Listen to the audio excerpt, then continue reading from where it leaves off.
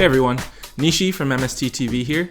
I'm here to do another Market Watch episode, and in light of the April 2015 ban list and the next couple sets coming out in World Superstars and Cross Souls, it's a very interesting time in the Yu-Gi-Oh market with a lot of different card prices increasing or decreasing. Just to start off the video, I want to go over a couple of notable price changes in the recent meta decks that everyone's been playing. So of course, we have the projected Tier 1 deck, which is Necross, and with Brionac being semi-limited, the price has actually dropped quite a bit.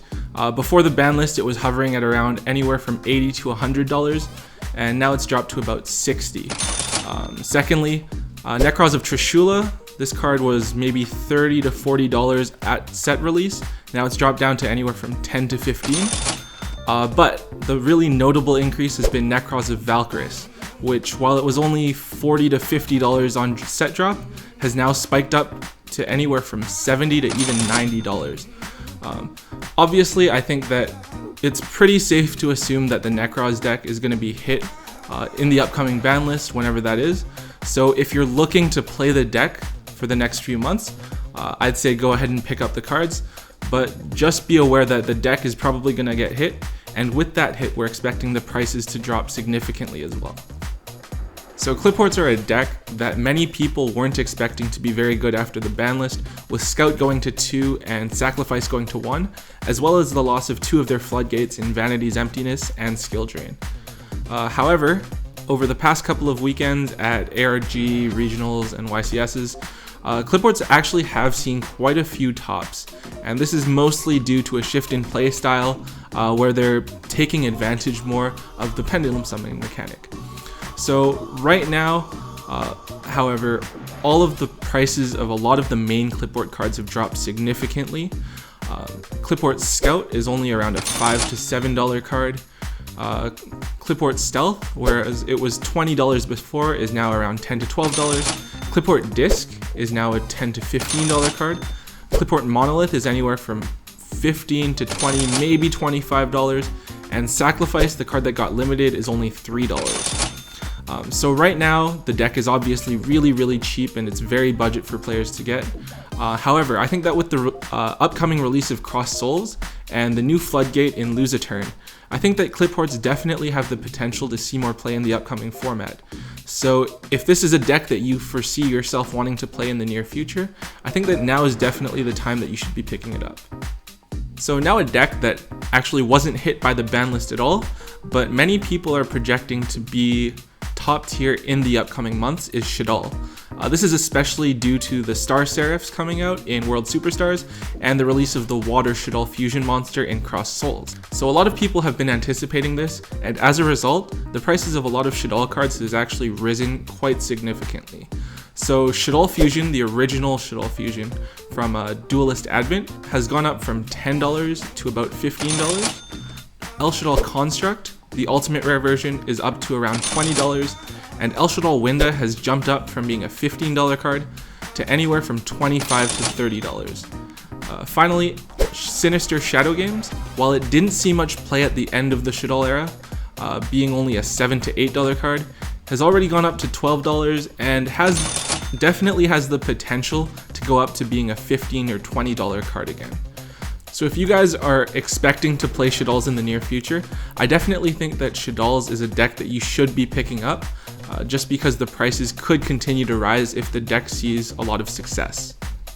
Finally, there are a few other different decks that have been affected by the ban list or are expected to be influenced by World Superstars and Cross Souls that have seen their prices go one way or another quite significantly. So first of all, we have Fire Fists. With Spirit coming back to 3, a lot of Fire Fist monsters have seen their prices go up in value.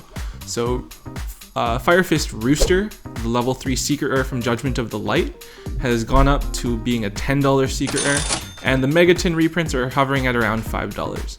Horse Prince, the level 6 Synchro, while it was only a $2 or $3 card a few months ago, is now up to anywhere from $8 to $10, and Wolfbark, while it was only a $5 to $8 secret, is now anywhere from $10 to $15. And finally, Ultimate Rare Brotherhood of the Fire Fist Bear, while this card was $5 to $6 before, it's now up to $12. So if you guys have any of these cards lying around and you don't want to play the deck, I definitely think that these are cards you should be bringing to locals and trying to get rid of. So next up, Sotelo Knights are actually a deck that has taken a lot of people by surprise and has actually seen a lot of play at recent events. And as a result, the price has actually gone crazy. So Sotelo Knight Deneb, while this was a $25 or $30 card like maybe a month ago, has now, at the time of filming, has jumped up to anywhere from $45 to $50 online. Similarly, Stellar Nova Alpha, their counter trap card, has gone from being a $15 to $20 card, doubling in price up to around $40. If you have the deck and you want to continue playing it, I'd say definitely hold on to it, but if you're just holding on to it, now is definitely a great time to sell it with the prices so high. So next up, there are quite a few different cards that have just seen their prices spike up for almost no reason whatsoever. So first of all, we have Mind Crush. Mind Crush has seen a lot of play with the dominance of Necross just because it's such a good card against them. So common Mind Crushes are going for around $4 now, with sets going for $10. Ultras are going for anywhere from $10 to $15, and the super rare champion pack ones are upwards of $40. So if you have any copies of Mind Crush lying around, definitely try to get rid of them at your locals, because I don't see the prices going any higher than they really are now. Next up, a card that's seen a little bit of hype price is Trial and Tribulation. This card was only a $2 or $3 card on set release, but because people were anticipating that it could see play in Necross or Clipboard, the price actually jumped up to around $10 really temporarily, and right now it's floating at around $5. Honestly, I don't think that the card is that great. If you guys have any copies of it that are just lying around at home, definitely try to get rid of them. The effects of Trial and Tribulation don't stack up, so there is absolutely no reason for Trial and Tribulation to see any play. Next up, with the release of Star Seraphs coming up in World Superstars, because of how easily Star Seraphs make rank 4 Xyz summoning, the price of 3 material generic rank 4 monsters has actually seen quite a bit of increase. So the two most notable cards from this are Sotelo Knight Delteros and Evil Swarm Ouroboros.